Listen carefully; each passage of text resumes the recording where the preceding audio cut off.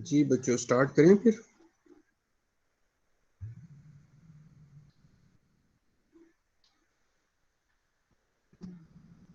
Yes sir. Yes sir. Yes sir.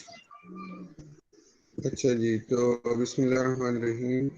आज का जो हमारा लेक्चर है उसमें हम डिस्कस करेंगे प्यूबर्टी, और प्यूबर्टी में रोल ऑफ हार्मोन्स क्या हैं, हार्मोन किस तरह से, उनका क्या फंक्शन है प्यूबर्टी अटेन करने में, और कौन कौन से हार्मोन्स इसमें इन्वॉल्व होते हैं, और वो किस किस तरह से उनका लेवल डिफरेंट स्टेजेस पे क्या होता है, और उसका फ़ायदा क्या होता है। और फिर हम जो है कुछ करेक्टरिस्टिक्स भी डिस्कस करेंगे प्यूबर्टी के, कौन कौन से करेक्टरिस्टिक्स होते हैं। इसके बेस पे हम बता देते हैं कि प्यूबर्टी जो है वो अटेन हो गई। सो ये हमारा आज का टॉपिक है। तो let's start from this graph, जिसमें हम इनिशियली डिस्कस करेंगे हार्मोन्स जो कि रिस्पॉन्सिबल है for the for for puberty, in puberty. तो उसमें आप देखें, हमारे पास, पहले मैं इस ग्राफ को थोड़ा सा आपको बता देता हूँ, एक्सप्लेन कर देता हूँ, फिर आपको इसकी समझना इसके लिए आसान होगा। इसमें वाई एक्सिस पे गोनेडोट्रोफिन सिक्रीशन रेट बताया गया है। गोनेडोट्रोफिन बेसिकली हार्मोन है जो कि रिलीज होता है फ्रॉम द हाइपोथैलेमस, ठीक है, और ये जाके एक्ट करता है upon the anterior pituitary gland. और एंटीरियर पिट्यूटरी ग्लैंड के अंदर बेसिकली आप लोगों ने पढ़ा होगा डिफरेंट टाइप्स ऑफ सेल्स होते हैं, जिसमें हमारे पास गोनेडोट्रॉफ्स आते हैं, इलेक्ट्रोट्रॉफ्स आते हैं, थायरोट्रॉफ्स आते हैं, कॉर्टिकोट्रॉफ्स आते हैं, सो सोमेटोट्रॉफ्स आते हैं। सो बेसिकली जो जीएनआर रिच है, गोनेडोट्रॉफिन है, वो है upon the anterior pituitary gland के गोनेडोट्रॉफ्स के ऊपर, रिसेप्टर्स गोनेडोट्रॉफ्स के ऊपर होते हैं, और ये गोनेडोट्रॉफ्स के ऊपर जब जाके अटैच होता है तो वहाँ पे ये गोनेडोट्रॉफ की स्टिमुलेशन करता है, और वहाँ से फिर एक दो हार्मोन्स रिलीज होते हैं जिनको हम कहते हैं एफएसएच और एलएच, ठीक है, follicle stimulating hormone and luteinizing hormone. So basically ये जो तीनों हार्मोन्स हैं, इनका ब्लड के अंदर level different stages of life के अंदर डिफरेंट होता है, और वो किस तरह से डिफाइन होता है इसको भी हम डिस्कस करते हैं। तो वाई एक्सिस पे आपके पास गोनेडोट्रोफिन सिक्रीशन रेट है, ठीक है, और एक्स एक्सिस पे आप देखें डिफरेंट लाइफ स्टेजेस हैं, जिसमें एक फीटल लाइफ है, उसके बाद चाइल्डहुड है, उसके बाद प्यूबर्टी है, and then within puberty adult reproductive period है, ठीक है, एंड आफ्टर दैट सीनेसेंस है, मतलब कि बुढ़ापा है। सो ये different life through out the life span इस गोनेडोट्रोफिन की सिक्रीशन डिफरेंट है, जिसके बेस पे एफएसएच और एलएच की सिक्रीशन भी डिफरेंट है। तो हम इसको डिस्कस करेंगे कि ये किस तरह से डिफरेंट है, और इसका इस स्टेज पे क्या क्या सिक्रीशन होती है। एक्चुअली ये जो लाइन है, जो आपको ये पिंक लाइन नज़र आ रही है, ये पिंक लाइन के साथ एक दूसरी लाइन भी जा रही है, जो कि स्टार्ट में आपको नज़र नहीं आ रही, लेकिन यहाँ पे आके आपको ये डॉटेड येलो लाइन नज़र आनी शुरू होती है।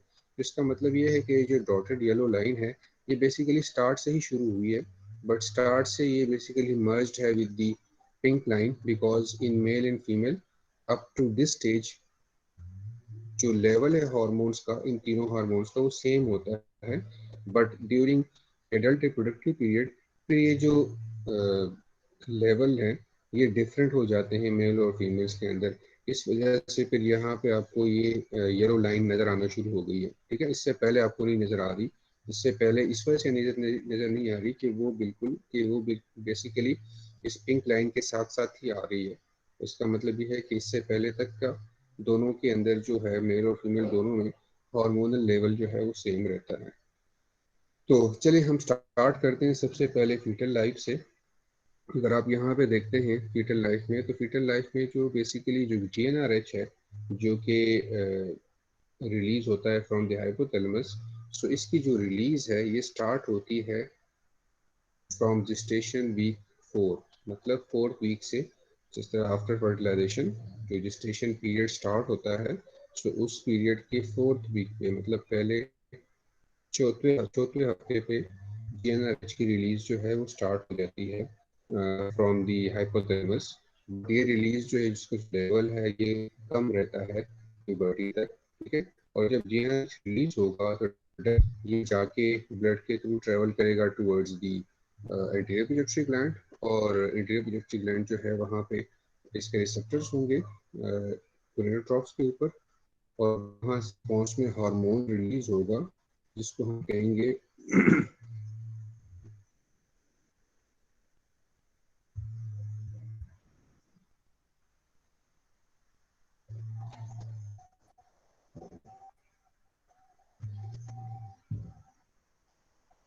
वहाँ से रिस्पॉन्स में हार्मोन रिलीज होंगे जिसको हम FSH और LH कहते हैं। सो FSH और LH की जो रिलीज है वो स्टार्ट होती है एट जेस्टेशन वीक 10 एंड 12, ठीक है। 10 हफ्ते से ऑनवर्ड जो है फिर GnRH रिलीज भी जो है वो स्टार्ट हो जाती है, जो सॉरी FSH और LH रिलीज भी स्टार्ट हो जाती है। So GnRH release starts at the 4th week, और उसके बाद जो FSH और LH का रिलीज होना होता है फ्रॉम दी गोनेडोट्रॉफ्स जो कि एंटीरियर पिट्यूटरी ग्लैंड के अंदर होते हैं, वो रिलीज FSH और LH जो है वो 10वें हफ्ते से ऑन रिलीज होना शुरू होते हैं। इसका मतलब ये है कि 10वें हफ्ते तक जो एंटीरियर पिट्यूटरी ग्लैंड है उसके जो सेल्स हैं वो प्रॉपर्ली डेवलप नहीं हुए होते। इस वजह से GnRH तो होता है, बट जो उनके सेल्स जो हैं वो डेवलप नहीं होते, इस वजह से आपके पास FSH और LH स्टार्ट भी नहीं होता। लेकिन जैसे ही वो 10वें हफ्ते में पहुंचता है तो 10वें हफ्ते ऑनवर्ड्स GnRH जो है FSH और LH जो है वो रिलीज होना शुरू हो जाते हैं। तो ड्यूरिंग चाइल्डहुड FSH और LH का लेवल जो है वो लो ही रहता है। इन तीनों हार्मोन GnRH, FSH और LH का लेवल कम रहता है। लेकिन अगर हम फिर FSH और LH को आपस में कंपेयर करें तो FSH level slightly it remains higher as compare to LH during that childhood phase, ठीक है।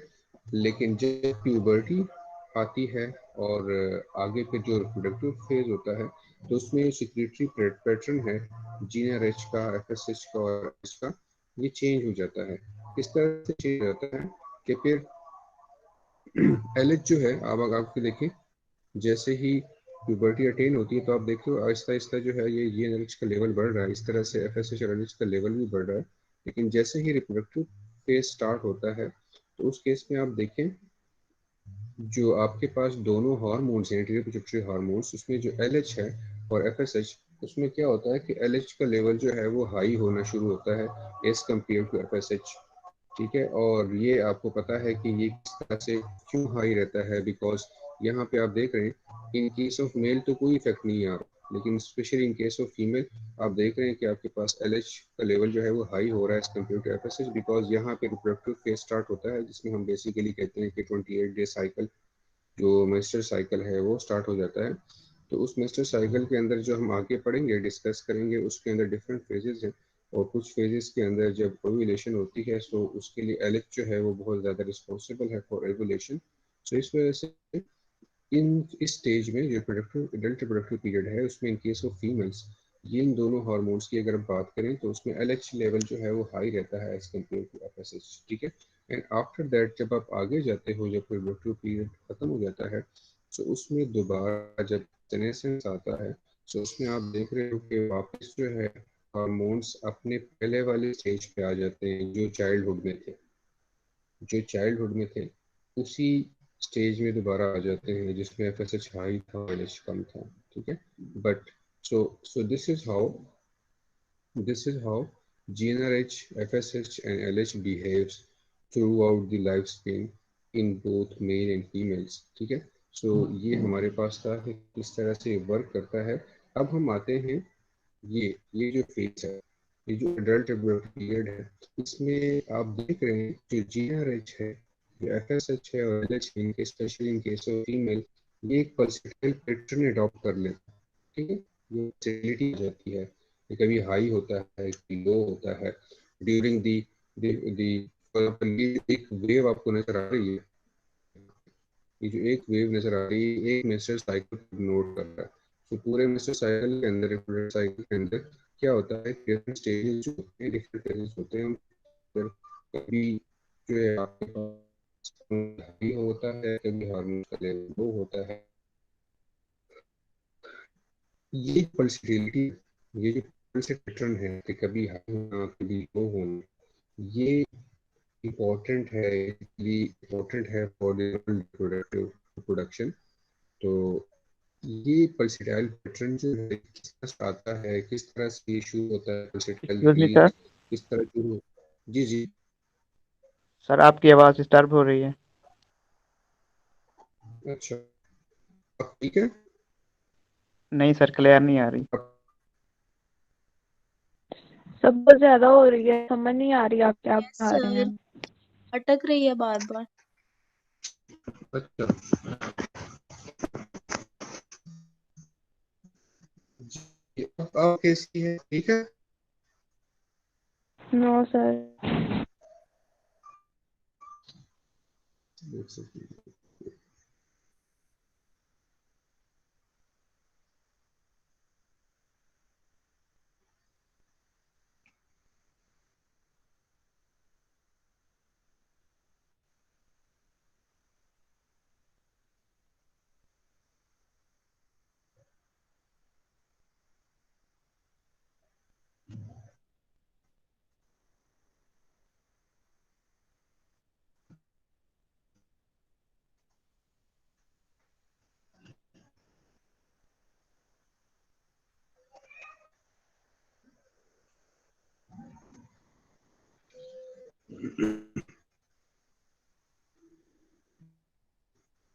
जी अब सही है आवाज। यस सर, अब ठीक। अच्छा, मैं आपको ये बता रहा था कि जो पल्सेटाइल रिलीज है, पल्सेटाइल पैटर्न है GnRH FSH LH के रिलीज का, this is the important step in puberty के। ये बेसिकली डिनोट करता है कि प्यूबर्टी जो है वो अटेन हो गई है।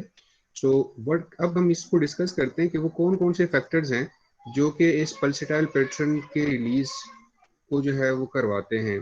सो सबसे पहले तो ये है कि जब जो अर्ली फेजेस होते हैं, जो जो अर्ली फेज होता है प्यूबर्टी का, तो उसमें ऐसा होता है कि रात के टाइम पे स्पेसिफिकली जो है एलएच इसके फर्टाइल पैटर्न में रिलीज होना शुरू होता है। ये एलएच का हाई लेवल जो है वो हाई रहता है, और स्पेशली उस टाइम पे जब बंदा सो रहा होता है, और वो सोना जिसमें आप डीपली नहीं सो रहे होते हैं, मतलब जिसको REM स्लीप कहते हैं, जिसमें रैपिड आई मूवमेंट हो रही होती हैं, जिसमें आप डीप स्लीप में नहीं गए होते, जो अर्ली स्लीप होती है, उस दौरान जो है इसका लेवल हाई रहता है।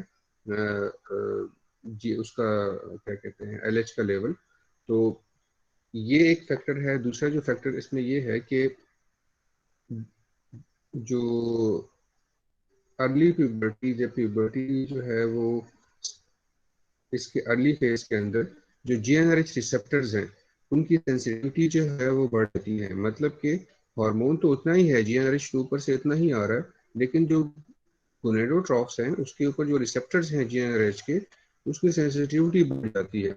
जब सेंसिटिविटी बढ़ती है तो की वजह से क्या होता है कि जो रिलीज है FSH और LH का, वो भी उसके रिस्पॉन्स में जो है वो बढ़ जाता है। तो इस वजह से हम कहते हैं कि ये भी फैक्टर है कि जो कि इस पल्सेटाइल पैटर्न के लिए रिस्पॉन्सिबल है। कि एक तो रिसेप्टर की सेंसिटिविटी का बढ़ना, कि रिसेप्टर की सेंसिटिविटी जो है वो बढ़ जाती है तो उसकी वजह से जो है वो फिर आपके पास ये हार्मोन्स जो हैं वो पल्सिटाइल पैटर्न में रिलीज होना शुरू होते हैं। और दूसरा जो मेचुरेशन प्रोसेस के अंदर जो दूसरे जो फैक्टर्स हैं, उसमें एक फैक्टर ये है कि ये जो प्यूबर्टी है, ये जो रिप्रोडक्टिव पीरियड का स्टार्ट होना होता है, फॉलोज दी जिस एज में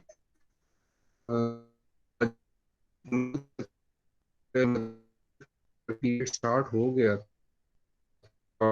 स्टेज में स्टार्ट रीजन पानी ढूंढेगी।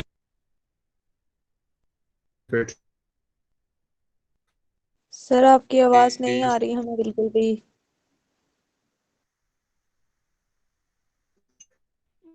ये फिर नहीं आ रही।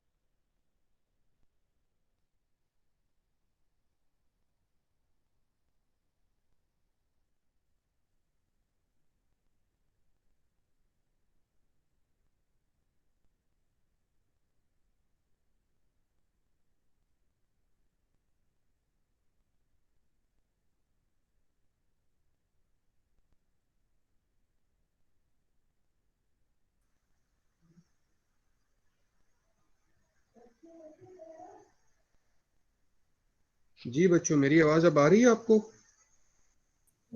Yes sir. अच्छा जी। जहाँ पे आवाज आना डिस्टर्ब होती है तो आप लोग काइंडली मुझे बता दिया करें, ताकि फिर हम वहां से दोबारा देख लें।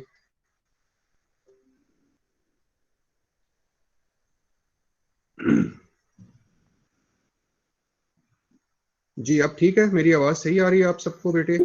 Yes sir. यस सर बिल्कुल ठीक है। अच्छा, तो मैं बेटे डिफरेंट रीजंस डिस्कस कर रहा था कि कुछ इसमें कोई जो कि वो कौन से ऐसे फैक्टर्स हैं जो कि ये पल्सेटाइल पैटर्न के ऑफ पल्सेटाइल पैटर्न में जो जीएनआरएच और एफएसएच और एलएच रिलीज होना शुरू होता है, उसके लिए कौन कौन से फैक्टर्स रिस्पॉन्सिबल हैं। इसका कोई अल्टीमेट मैकेनिज्म डिफाइन नहीं अभी हुआ, लेकिन डिफरेंट फैक्टर्स हैं जो कि इन्होंने कह रहे हैं कि हो सकता है ये फैक्टर्स हों जो कि इस पल्सेटाइल पैटर्न के लिए रिलीज के लिए रिस्पॉन्सिबल हो। तो पल्सेटाइल पैटर्न तो है जो है वो यहाँ पे सिर्फ स्पेसिफिकली इन फीमेल्स जो है वो पल्सेटाइल पैटर्न शुरू होता है इन हार्मोन्स का।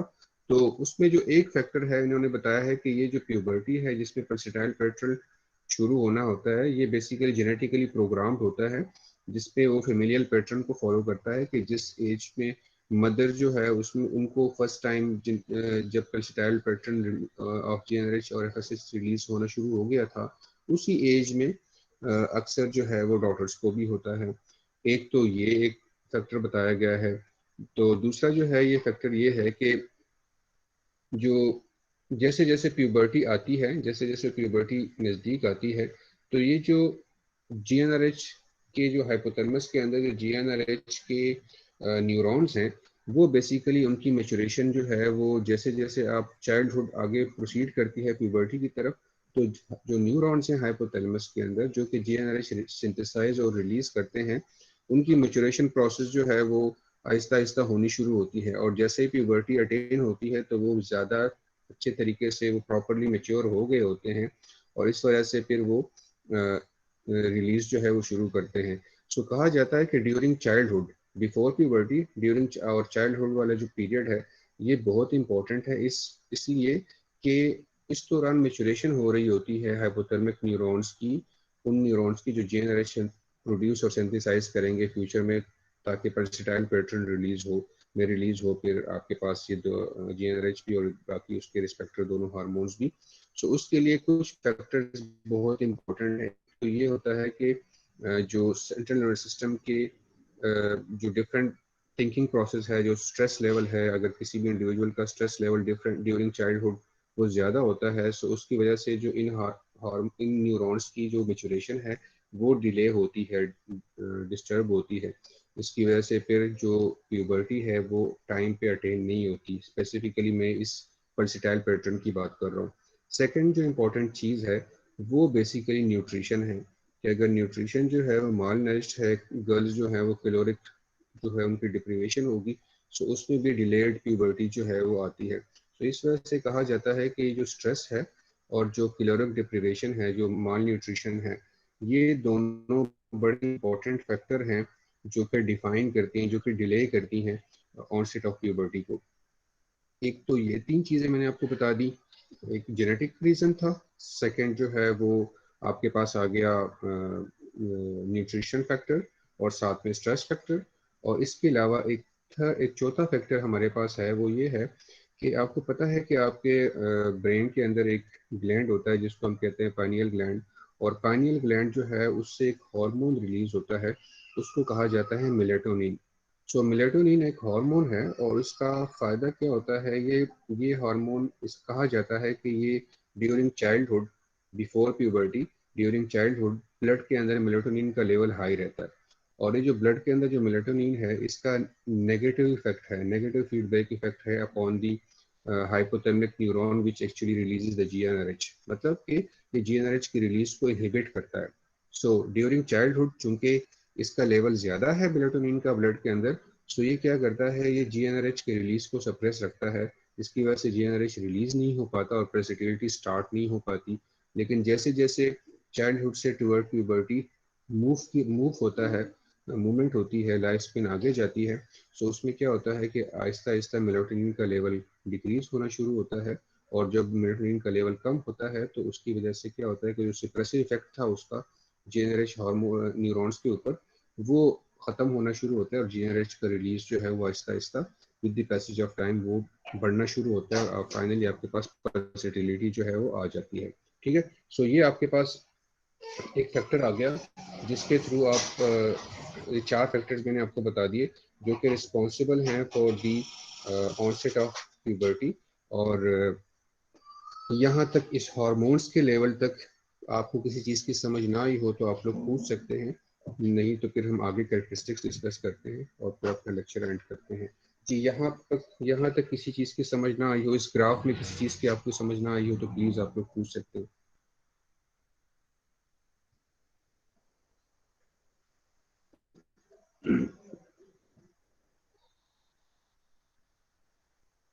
जी, क्लियर है सबको? Yes sir sir. आप यस clear। सर। अच्छा जी, अब हम आते हैं प्यूबर्टी के कैरेक्टरिस्टिक्स कौन कौन से हैं both in case of mail and female.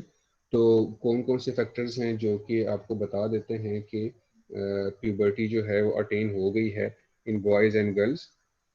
तो हम यहाँ पे इस डायग्राम को अगर आप देखते हैं तो सबसे पहले यहाँ पे इन्होंने बताया है ये मेल का है, ये फीमेल, और यहाँ पे आप देख रहे हो कि आपके पास ये स्केल है और स्केल जो है वो एज के अकॉर्डिंग है और वो स्टार्ट हो रही है 9 ईयर्स से और वो जा रही है अप टू 16 ईयर्स।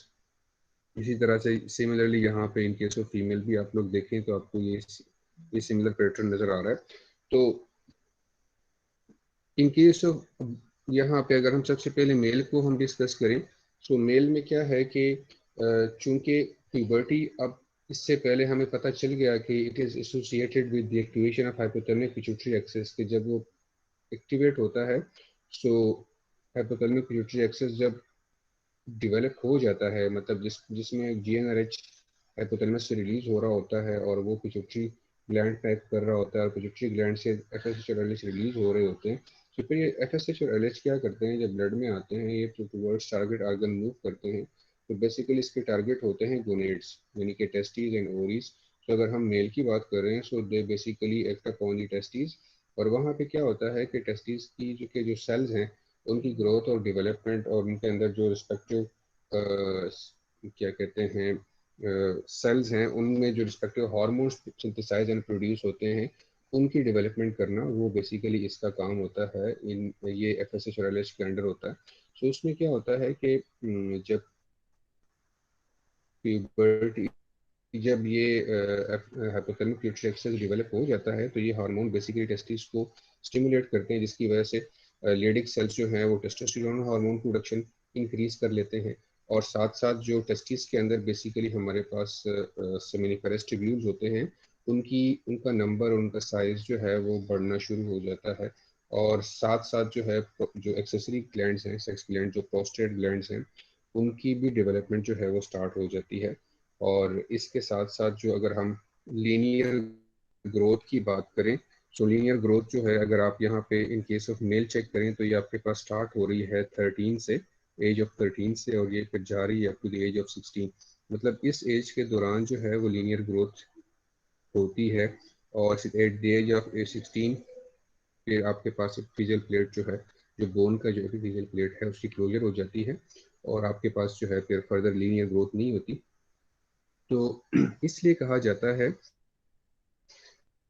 कि जो न्यूट्रिशन है, ये बहुत ज़्यादा इम्पोर्टेंट है इससे पहले वाले टाइम पे, ताकि लीनियर ग्रोथ जो है वो प्रॉपर हो सके, बॉडी के अंदर इतने रिजर्व्स हो कि वो एफिशिएंटली लीनियर ग्रोथ करवा सके और प्रॉपर हाइट जो है वो अटेन हो। इसलिए जो लीनियर ग्रोथ है और जो एपिफिजियल प्लेट की क्लोजर है, वो बेसिकली लीनियर ग्रोथ स्टार्ट कहाँ से हो रही है, 13 से, और उसका जो एंड हो रही है तकरीबन 16 ईयर्स पे। और इसके अलावा आप लोग यहाँ पे ये भी देख रहे हैं कि जैसे जैसे प्लाज्मा टेस्टोस्टेरोन लेवल हाई होता है, तो ये बेसिकली क्या करता होता है, ये इसकी वजह से क्या होता है, जो सेकेंडरी कैरेक्टरिस्टिक्स हैं, इस तरह प्यूबिक हेयर्स का आना, एक्सिलरी हेयर्स का आना, फेशियल हेयर्स का आना मेल्स में, ये बेसिकली शुरू हो जाता है due to the action of testosterone hormone. और ये स्टार्ट होता है in case of male most probably 12 years से ये स्टार्ट होता है। और इस तरह से आप बाकी भी प्रोसेस आप देख रहे हैं कि जब फिनाइल ग्रोथ जो है वो भी 13 ईयर्स के इससे स्टार्ट होती है। इस तरह से आप बाकी स्ट्रक्चर, बाकी वो देख रहे हैं कि जब प्यूबर्टी पे जो स्पर्मेटोजेनेसिस है वो एक्चुअली स्टार्ट होती है इन मेल्स, वो प्यूबर्टी पे स्टार्ट होती है। सो यहाँ से अगर हम बात करें, तो at the age of 12 years basically spermatogenesis भी स्टार्ट होती है, और फिर ये थ्रू आउट लाइफ जो है वो रहती है। वॉइस का लो होना, जो कि एक कैरेक्टरिस्टिक है मेल के अंदर, लो और ग्रे होना, ये बेसिकली ये होता है, ये भी एक निशानी है प्यूबर्टी की, जो कि under direction of testosterone hormone जो है वो होती है। तो ये तो हुई बात मेल में। और अगर हम फिर गर्ल्स की बात करें, फीमेल्स की बात करें, तो यहाँ पे आप देख रहे हैं जो इसमें जो प्यूबर्टी का जो मेजर साइन है, जो फर्स्ट ऑब्जर्वेबल साइन है, वो बेसिकली गर्ल्स में बेसिकली बडिंग है, ब्रेस्ट डेवलपमेंट है, बडिंग ऑफ ब्रेस्ट है। और ब्रेस्ट डेवलपमेंट ये सबसे पहले स्टार्ट होती है, और उसके बाद under the action of androgens, जो एड्रिनल एंड्रोजन्स हैं, ये बेसिकली क्या करते हैं, फिर आपके पास ये जो ब्लड के अंदर जब इनका लेवल हाई होना शुरू होता है प्यूबर्टी, तो ये बेसिकली फिर ये प्यूबिक हेयर्स और फेशियल हेयर्स और एक्सिलरी हेयर्स उसके लिए रिस्पॉन्सिबल होता है इन केस ऑफ फीमेल, जो एड्रिनल एंड्रोजन्स हैं, क्योंकि उसमें टेस्टोस्टेरोन तो उनमें होता नहीं है। तो इस वजह से जो हेयर्स का आना, ये उसके लिए बेसिकली रिस्पॉन्सिबल है आपका एड्रिनल एंड्रोजन। और इसके अलावा फिर अगर आप देखते हैं, तो normally at the age of 10 जो पल्सिटाइल पैटर्न में जीएनआरएच और एफएसएच का रिलीज होना शुरू हो जाता है, तो फिर उसके बाद जो मेंस्ट्रुअल साइकिल है 28 डेज का, वो भी स्टार्ट होना शुरू हो जाता है। तो फिर ये आगे कंटिन्यू रहता है। और इसमें अगर आप लीनियर ग्रोथ की बात करें, ग्रोथ स्पर्ट या लीनियर ग्रोथ की जब हम बात करें तो वो इन केस ऑफ फीमेल ये स्टार्ट हो जाती है 11 ईयर के एज पे, और ये जाके फिर इसकी फीजल प्लेट क्लोजर होता है 14 ईयर्स के एज पे। तो अगर यहाँ पे आप इसको कंपेयर करें विद द मेल, तो मेल में लीनियर ग्रोथ जो है वो स्टार्ट होती है थोड़ी सी late as compare to females, और सिमिलरली फिर क्लोजर भी उस हिसाब से मेल के अंदर जो है वो लेट होता है फीजल प्लेट क्लोजर और एज कम्पेयर टू फीमेल। सो ये डिफरेंट आस्पेक्ट है जो कि बेसिकली कैरेक्टरिस्टिक्स हैं प्यूबर्टी के, जिसको मैंने आपको यहाँ पे डिस्कस किया है आपके साथ। इसमें आपको यहाँ किसी चीज़ की समझ ना आई हो तो आप लोग पूछ सकते हैं, और काइंडली इसके लिए आप लोग बुक भी पढ़ें जो मैंने आपको बताया था, चैप्टर नंबर 10 रिप्रोडक्टिव फिजियोलॉजी। इसको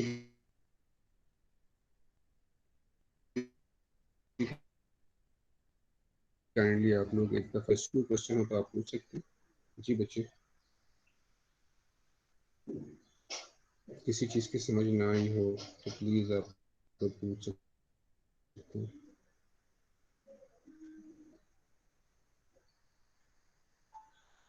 क्लियर सबको? Yes sir. Yes sir. Yes sir. चलिए ठीक ठीक है बच्चों, फिर इंशाल्लाह मैं आपको बताऊंगा कि नेक्स्ट लेक्चर हमारा कब होगा, वो आपका जो सीआर है ये आपको बता देगा फिर। ठीक है, थैंक यू। ओके सर, खुदा हाफिज। अल्लाह हाफिज़ सर।